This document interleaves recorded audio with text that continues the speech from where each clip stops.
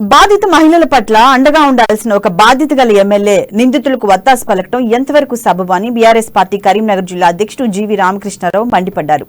ఈటెల రాజేందర్ తలపెట్టిన ధర్నాలో ప్రభుత్వాన్ని నిందించడం తప్ప వేరొకటి లేదన్నారు. కరీంనగర్ లో ఆయన మీడియాతో మాట్లాడారు. ఈటెల నియోజకవర్గానికి చేసిందేమీ లేదని, ఒక మహిళా బాధితురాలికి అన్యాయం జరిగితే నేరం చేసిన వారిపై చర్యలకు ఆదేశించాల్సింది పోయి వారికి అండగా ఉండటం సిగ్గుచేటని ఎద్దేవా చేశారు. హుజాబాద్ ప్రజలు ఈటెల రాజేందర్ నాటకాన్ని గమనిస్తున్నారని, సమయం వచ్చినప్పుడు తగిన గుణపాఠం చెప్తారని అన్నారు.